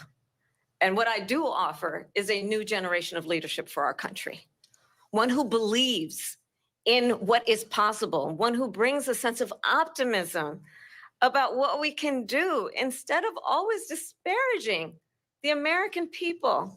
I believe in what we can do to strengthen our small businesses, which is why I have a plan. Let's talk about our plans and let's compare the plans. I have a plan to give startup businesses $50,000 tax deduction to pursue their ambitions, their innovation, their ideas, their hard work. I have a plan, $6,000 for young families for the first year of your child's life to help you in that most critical stage of your child's development. I have a plan that is about allowing people to be able to pursue what has been fleeting in terms of the American dream by offering a help with down payment of $25,000 down payment assistance for first-time home buyers. That's the kind of conversation, I believe, David, that people really want tonight, as opposed to a conversation that is constantly about belittling and name-calling. Let's turn the page. Vice President and move Harris, forward. thank you. Let's turn to policy. President Let's Trump, turn back we to have policy. to move on. President Trump. Let's turn to policy, She has please. a plan to defund the police. She has a plan to confiscate everybody's gun. President Trump, She we has do a have to plan move to on to not other allow issues. fracking in Pennsylvania or anywhere else. Okay. Thank you, That's Mr. what her President. plan is until just recently. You let her Lindsay, respond. please. No, the President former Trump. president has said No, I'm something sorry. twice that I need to No, respond to. I'm sorry. We're I gonna just need to move respond on, Vice one President time Harris. to what he has President said Trump, this is multiple now your Yes. third time running for president. You have long vowed to repeal and replace the Affordable Care Act, also known as Good. Obamacare. You have failed to accomplish Joke of a that. plan. You now say you're going to keep Obamacare, quote, unless we can do something much better. Last month, you said, quote, we're working on it. So tonight, 9 years after you first started running, do you have a plan? And can you tell us what it is? Obamacare was lousy health care, always was. It's not very good today. And what I said, that if we come up with something, and we are working on things, we're going to do it and we're going to replace it. But remember this, I inherited Obamacare because Democrats wouldn't change it. They wouldn't vote for it. They were unanimous. They wouldn't vote to change it. If they would have done that, we would have had a much better plan than Obamacare. But the Democrats came up, they wouldn't vote for it. I had a choice to make when I was president. Do I save it and make it as good as it can be, never going to be great, or do I let it rot? And I felt I had an obligation, even though politically it would have been good to just let it rot and let it go away. I decided, and I told my people, the top people, and they're very good people. I have a lot of good people in that administration.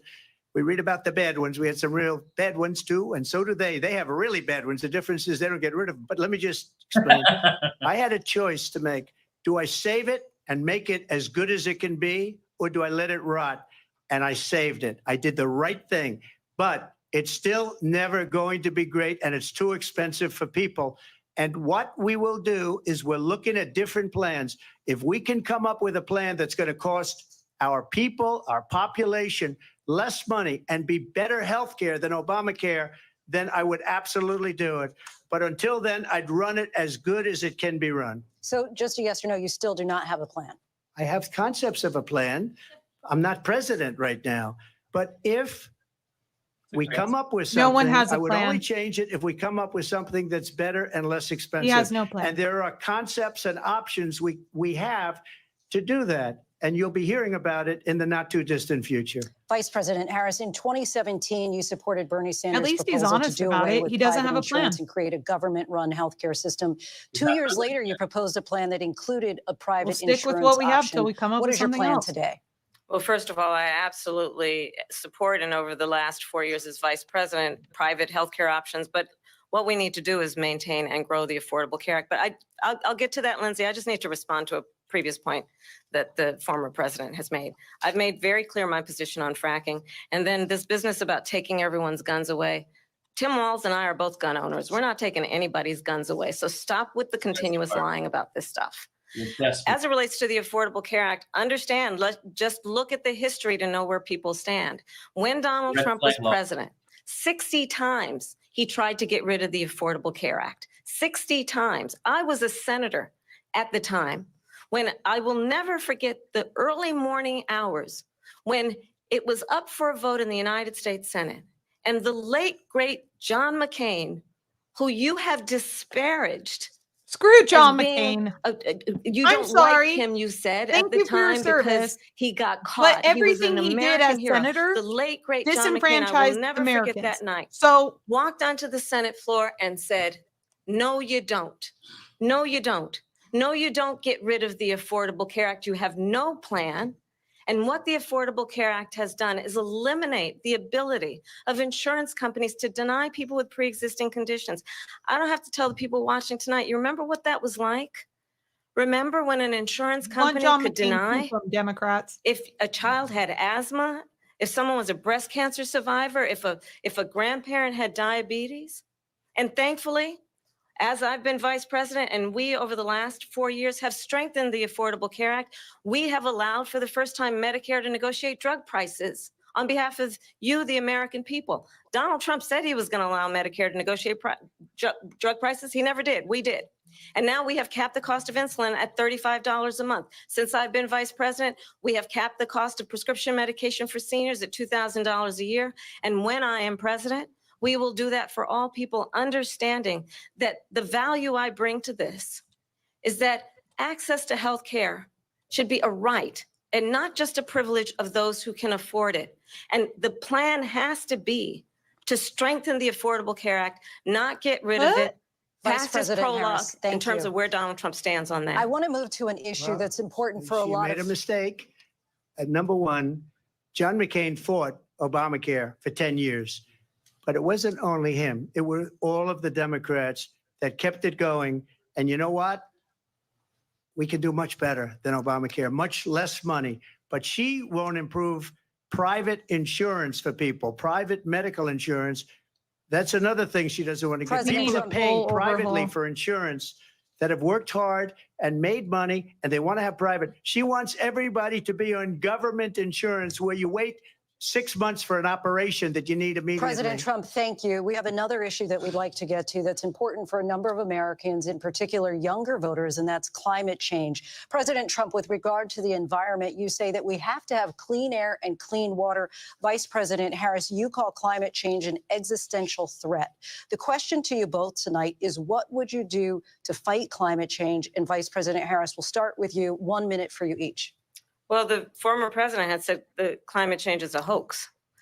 And what we know is that it is very real. You ask anyone who lives in a state who has experienced these extreme weather occurrences, who now is either being denied home insurance or it's being jacked up. You ask anybody who has been the victim of what that means in terms of losing their home, having you mean the nowhere to go. victim We know that we can of the actually government? deal with this issue. The young people of America care deeply about this issue. And I am proud that as vice president over the last 4 years, we have invested $1 trillion in a clean energy economy, while we have also increased domestic gas production to historic levels. We have created over 800,000 new manufacturing jobs while I have been vice president. We have invested in clean energy to the point that we are opening up factories around the world. Donald Trump said he was going to create manufacturing jobs. He lost manufacturing jobs. And I'm also proud to have the endorsement of the United Auto Workers and Sean Fain, who also know that part of building a clean energy economy includes investing in American-made products, American automobiles. It includes growing what we can do around American manufacturing and opening up auto plants, not closing them like happened under Donald Trump. Vice President Harris, thank you. That didn't happen under Donald Trump. Let me just tell you, That they didn't lost happen under 10,000 Donald Trump. manufacturing jobs this last month. They're all leaving.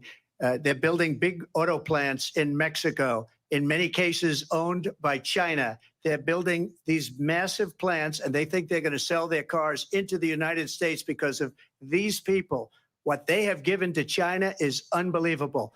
But we're not going to let that. We'll put tariffs on those cars so they can't come into our country, because they will kill the United Auto Workers and any auto worker, whether it's in Detroit or South Carolina or any other place. What they've done to business and manufacturing in this country is horrible. We have nothing because they refuse. You know, Biden doesn't go after people because supposedly China paid him millions of dollars. He's afraid to do it. Between him and his son, they get all this money from Ukraine. They get all this money from all of these different countries. And then you wonder, why is he so loyal to this one, that one, Ukraine, China? Why is he? Why did he get $3.5 million from the mayor of Moscow's wife? Why did she pay him $3.5 million? This is a crooked administration, and they're selling our country down the tubes. President Trump, thank you. Thank you. We'll be right back with closing statements from both of our candidates. An historic night, this ABC News presidential Okay, I debate. have one more from fact check Philadelphia. that I Back think in a is moment. really important. I want to see it. Okay, so here's the tweet I was talking about. I'm asking for everyone at the U.S. Capitol to remain peaceful, no violence. Remember, we are the party of law and order. But that is only part of it. I saw a lot of people in chat who were very upset and confused by the claim that that Waltz wanted to kill children after birth. So here's what he's specifically referring to. This is called the Born Alive Act. This is an act that Trump and others tried to pass nationally, as well as at a state level at each state. And what it is if a child is born alive, so let's say a botched abortion occurs, then you should have to keep the child alive. The doctor should have to take life-saving measures to save the child, right? Just like they would with a person who doesn't have a do not resuscitate form, correct? Mhm. So he came out and said there is no such thing as these children being born alive and dying. And fact check, he was wrong. There were several infants that were born in Minnesota post-abortion, failed abortion, who were left to die. And this has been happening all over the United States. And so it occurs all over the United States. So this claim that people don't want post-birth abortion is absolutely absurd. They do want that because they don't want these children to remain alive. There is a clip from a television show, actually, with what is his name? The old Virginia governor was interviewing, and he said he was asked specifically about his objections to the Born Alive bills. And he said, one of the questions was, well, what would you do? And what do you believe should happen if a baby is born alive and the mother doesn't want to keep it? He said, we will make every effort to make the baby comfortable, and there will be a discussion between the doctor and the child's mother about what to do next. So this is all factual. This actually happened. In a lot of states, specifically in states that have legalized abortion, they are legalized up to birth.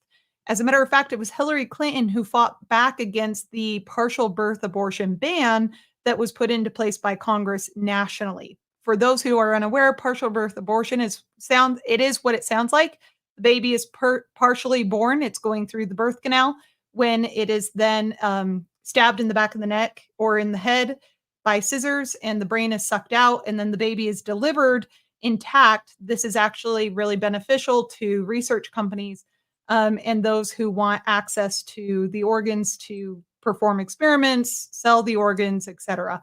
And people say, well, selling organs doesn't happen. Well, that's bullshit, because we have multiple interviews and videos of researchers, undercover investigative reporters who go and speak with Planned Parenthood and other abortion clinics. So it's just true. I mean, I'm very pro-life. That's my position, but this is happening. So let's not pretend like it's not. This is the reality. It is not incongruent for Trump to say he thinks that the decision should be made on a state-by-state basis by the residents of that state, and also 6 weeks is too early to know. So these are all congruent statements. There's nothing incongruent about that. He also is the most pro-life president that we've had. And he's correct that he would not have the votes, and neither would the Democrats have the votes to pass a national abortion ban or to make a nationally protected abortion right. So it's just not going to happen. The country is very, very strongly divided on both sides of the issue. So, take it for what it's worth. Here's another one. She claimed that Trump had sold chips to China. That's absolutely false. President Trump blocks Chinese-backed firm from acquiring U.S. chip maker. Taiwan was not required not to sell. So Taiwan continued to sell chips to China. We were also buying those chips from Taiwan and from Israel and from other places as well. So that's what we have there. There was also this claim that cracked me up where he said that people were being paid to go to her rallies. That is also true. Right, the time has come for closing statements, and Vice President Harris, we begin with you. So I think you've heard tonight two very different visions for our country. One that is focused on the future, and the other that is focused on the past. And an attempt to take us back. Past. Yes, Kamala. Yes, Mark. But we're not going back. And I do believe that the American people know we all have so much more in common than what separates us. And we can chart a new way forward. And a vision of that includes having a plan, understanding the aspirations, the dreams, the hopes, the ambition of the American people, which is why I intend to create an opportunity economy, investing in small businesses, in new families, in what we can do around protecting seniors, what we can do that is about giving hardworking folks a break and bringing down the cost of living. I believe in what we can do together that is about sustaining America's standing in the world and ensuring that we have the respect that we so rightly deserve, including respecting our military and ensuring we have the most lethal fighting force in the world.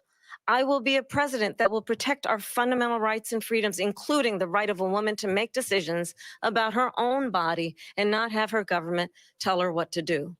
I'll tell you, I started my career as a prosecutor. I was a DA, I was an attorney general, a United States senator, and now vice president. I've only had one client, the people. And I'll tell you, as a prosecutor, I never asked She doesn't know a what the other side victim feels or a like. witness, are you a Republican or a Democrat? We know these people. The only thing I ever asked them, are you okay? And that's the kind of president we need right now. Someone who cares about you and is not putting themselves first. I intend to be a president for all Americans and focus on what we can do over the next 10 and 20 years to build back up our country by investing right now in you, the American people. Vice President Harris, thank you. President Trump? She's going to do that. She's going to do all these wonderful things. Why hasn't she done it? She's been there for 3.5 years. They've had 3.5 years to fix the border. They've had 3.5 years to create jobs and all the things we talked about. Why hasn't she done it? She should leave right now, go down to that beautiful White House, go to the Capitol, get everyone together and do the things you want to do, but you haven't done it and you won't do it because you believe in things that the American people don't believe in. You believe in things like we're not going to frack. We're not going to take fossil fuel. We're not going to do things that are going to make this country strong, whether you like it or not. Germany tried that, and within 1 year, they were back to building normal energy plants. We're not ready for it. We can't sacrifice our country for the sake of bad vision. But I just ask one simple question. Why didn't she do it? We're a failing nation.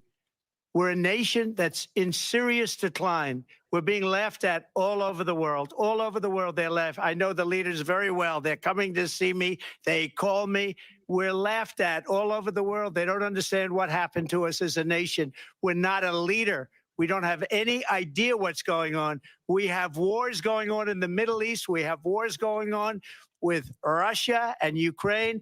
We're going to end up in a third world war, and it'll be a war like no other because of nuclear weapons, the power of weaponry. I rebuilt our entire military. She gave a lot of it away to the Taliban. She gave it to Afghanistan. What these people have done to our country, and maybe toughest of all, is allowing millions of people to come into our country. Many of them are criminals, and they're destroying our country. The worst president, the worst vice president in the history of our country. President Trump, thank you. And that is our ABC News presidential debate from here That in was Philadelphia at the National Constitution Center. I'm Lindsay Davis. And I'm David Muir. Thank you for watching here in the U.S. and all over the world, and from all of us here at ABC News. Good night. That's it. All right. So what were your thoughts? And we are here live on ABC with our post-debate comments. Post-debate. Yeah. All right. I think we need to close that so we don't get in trouble. By the way, here's me applying. I was rejected, obviously, unfortunately, for the Kamala campaign. I went and looked me What were up. you trying to do? I was trying to get in because here's what the campaign said. Here's what the flyer said for social media influencers. All you had to do was make one post about Kamala Harris and they would pay you $1,000. It was very vague as to what you had to talk about with Kamala Harris, but there was like slight inferences. So they said, you can say what you want, but it needs to be like upbeat and you should have inspirational music in the background, blah, blah, blah. So they were paying $1,000 for video posts, like $3, 3-second, or I think, hold on. It was like a 10-second clip. So it was an Instagram post. So if you did an Instagram reel for about 10 seconds, they would pay you $1,000. And then if you did a picture post, they would pay you $500. And then if you did a video, like a full-length video on Kamala Harris and why you'll be voting for Kamala Harris, the pay was dependent on how large your channel was. Oh my God, they were. But it started at $5,000. So I was rejected, like, unfortunately. I wonder why. What was your post? What did you do? I have to know this. But I did apply, and there was also a get out the vote application that was denied, and they didn't tell me why. I think it's because my channel's too small, but I wanted to encourage people to get out there to vote. Oh, well. So you got rejected. You didn't get approved. I did not get Shed a approved. tear for you, Dani. You know what? I appreciate it. So here's the other one. Harris told ACLU in 2019 she supports cuts to ICE funding and providing gender transition surgery to detained migrants. Oh my gosh. And this is from CNN. So yesterday. Yeah. So come at me, folks. I think that this was actually filmed a while ago, like a couple hours ago, because we know this isn't live. Mm-hmm. And I'm really curious if both campaigns had access to the questions. I'm not sure. Well, according to the moderators, they didn't, but they feel. I feel like they did. They were just. But well, I don't know. It could really go both ways. The more I think about it, because they kept like, when you delay an answer and you're like, before I answer that, I just want to address this. In the meantime, a good orator in the back of their mind, they're doing two things at once. They're speaking about something that they're familiar with, and at the same time, they're processing the information in the back of their mind. And if you noticed, some of the questions, there was no answer given, period. And so they probably didn't have an answer for it, and they just abandoned ship and moved on, Probably. So I looked up the Kamala Harris visit because I do recall hearing something about it at the beginning of the invasion, but I didn't remember the specifics. So she had traveled. So she had traveled to Poland, and she was the head of this group traveling to Poland to discuss the sale of missiles and fighter jets. So the U.S. swift rejection of Polish plan to get MiG-29 fighter jets into Ukraine is the clearest example of more complications. But she was the head of this. The negotiations fell apart almost as quickly as they came together. It doesn't state here specifically that she's a part of it, but give me 1 second. Let me finish reading this. Poland's announcement on Tuesday that it was ready to provide MiG fighter jets to Ukraine via U.S. Air Force Base in Germany caught the U.S. off guard. By Wednesday morning, the U.S. and Polish officials were still discussing the prospect of providing fighter jets to Ukraine. Now, this was on March 9th, 2022. If you hop over here, this also came out March 9th. Kamala Harris finds herself at center stage of Ukraine crisis. So this was, I think, her second visit. When I've read through the two articles, it appears that this was her second visit to Poland and her second chance at being, the lead negotiator. And so she did go out there and work on it. And here we have her role is to serve as an emissary and an emblem of the administration's commitment to the country and transatlantic alliance more broadly. So there you go. There you have it. So that's one of them. There's quite a few. I mean, it's pretty clear that she was instrumental in this. Again, trying to back off. Again, trying to back off of her record. Sorry, go ahead. Huh? I didn't say anything. Oh, I heard something. It may have been on my side. I apologize. So that's one thing. Here's the other thing that was fact checked by Trump pretty accurately. Everybody agrees except for the two commanders who lied and admitted to lying directly to Donald Trump. So I don't trust anything that comes out of their mouths. But this is from Mike Pence. Okay. And even Mike Pence said, no, we weren't going to honor the agreement with the Taliban because the Taliban hadn't lived up to their commitments. So this notion that we were going to do a quick withdrawal is bullcrap. And that's coming from Mike Pence. And this was after January 6th. Wasn't like Mike Pence and Donald Trump were on the same team by that point. They were being forthright with what the plan was and how it fell apart. So there's that response. And then we have this claim by Kamala Harris that Donald Trump had engaged in discriminatory renting practices in New York.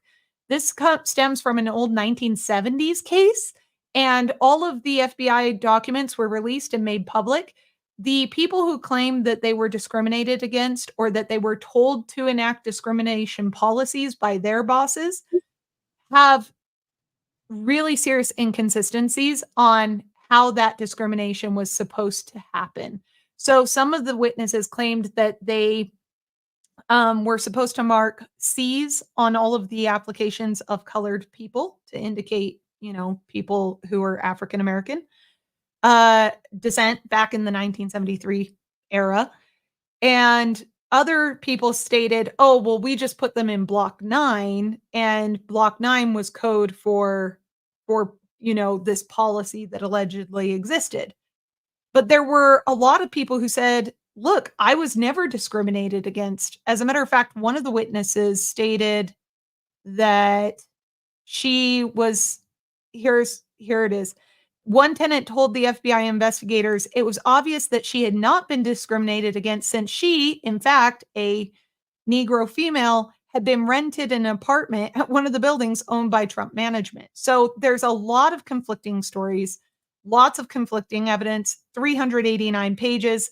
The Trump family ended up settling outside of court and outside of the DOJ FBI investigation and lawsuit that they brought. So we don't know the truth of what actually happened. Is it possible there was discrimination? Sure, absolutely. Absolutely, it's possible. But we don't really have any direct evidence of that discrimination allegedly occurring. And I think it's notable that they were not required by the DOJ. The Trump family was not required by the DOJ to admit to any discriminatory process or rental application policy whatsoever, which as well as I do, that typically that's what they require is at least some admission of guilt, some kind of, hey, we should have done something better, but that's just not there. So there's that. Better or for worse, that's what we've got. Fact sheet. There was a claim by Trump that she's coming after your guns, a claim which she refuted. Vice President Kamala Harris, and this was March 23rd, 2024, this year, announces 2 gun safety solutions while continuing efforts to keep schools safe from gun violence. She scrolls down and she talks a lot in the statement about not only red flag laws and strengthening red flag laws, but expanding them and expanding the duty to report in schools. And where is it? There's model learning sites, peer-to-peer engagements. So basically spying on your fellows to make sure that we're in there that your average, like, as I understand it, like nurses, firefighters, police officers, social workers can literally determine, you know what? I have independently determined that you are not fit to own a gun, so we're taking it away from you. So that's not as clear. However, the National Extreme Risk Protection Order, my understanding is that it does say something to that effect. That basically any one of those individuals not only can, but rather has a duty to report anything suspicious and to go through a red flag process. But it's not clearly spelled out, at least here in this link. So I'll have to pull that up separately. Haven't really looked into it. I'm doing a very cursory fact check, folks. Like, No, I'm you're just doing fantastic. Are you kidding I'm me? typing like crazy. Now here's another one that was discussed. She talked about climate change and the increase in flood insurance and how much people are suffering as a result of their increase in flood insurance. Well, guess who sets the marker for flood insurance rates? FEMA. And guess why FEMA has increased their flood insurance rates? And not only insurance rates, but also how much you must have in terms of flood insurance. So it used to be like a 50-year floodplain. It's been increased to a 100-year floodplain. So people who haven't had a flood in 100 years still have to pay as though they live in, downtown New Orleans. So this was all decided by FEMA. And climate change has been a huge weapon used by federal agencies, from FEMA to the USDA to the FDA to the CDC, to justify all sorts of really devilish and really sick and tyrannical policies that crack down on Americans who are doing nothing wrong, ostensibly not damaging the environment, obviously not impacting, water or else, other cases that I've actually discussed on my channel regarding navigable waters and whether or not a certain couple had violated the Navigable Waters and Clean Air and Waters Act by digging in the dirt approximately a mile away from the closest dried up riverbed. The EPA claimed that they did. They then started to levy fines against them until they came after their property. It is out of control. It is out of control. So I don't know what she's talking about with climate change being the victimizing people. What's really victimizing people is the US government, both in their tyranny and in their incompetence. Interesting, nobody brought up Maui. That shocked me that no one brought up Maui and the Maui fires and the lack of federal action to do anything to help the people of Maui, and how quickly the insurance companies robbed land from the natives. I guess no one's going to talk about that. So there's that. But allegedly, that whole fire was due to climate change. Remember? Right. Yes.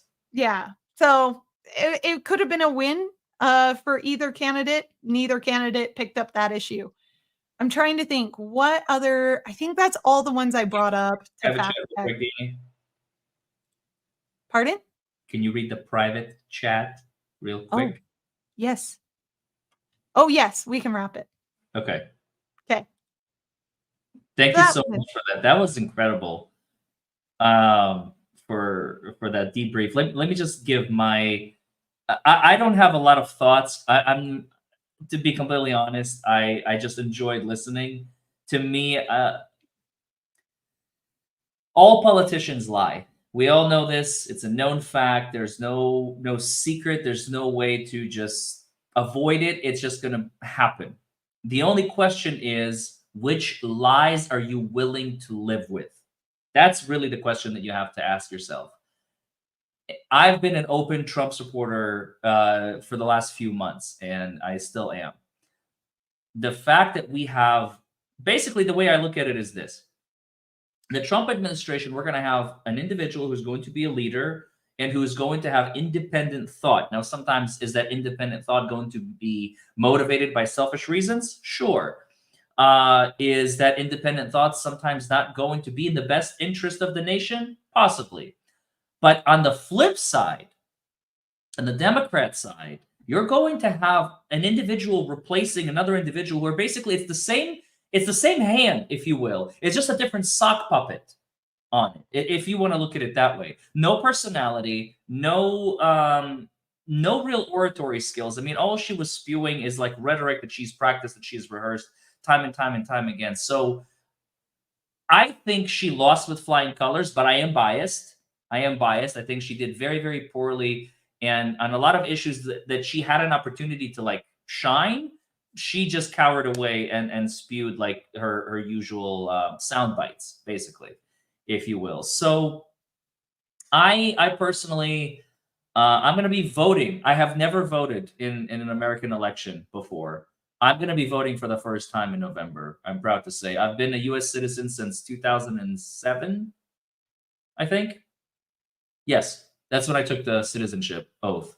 So I'm a naturalized citizen. I've been a citizen since 2007. It's been 17 years, and I'm going to be voting for the first time. And on that note, we got to sign off. I gotta get going. Chandler's waiting for me. Dani, thank you so much for coming. Thank you so much for joining. And I love all you guys. Thank you so much. And I apologize for not reading your super chats. They were mostly like gifts, and most of them are on Dani. So I'll let Dani do hers. And I'll see you all in the next video. Thank you so much, Dani. Thank you. And I'll see you guys tomorrow. Bye, everyone.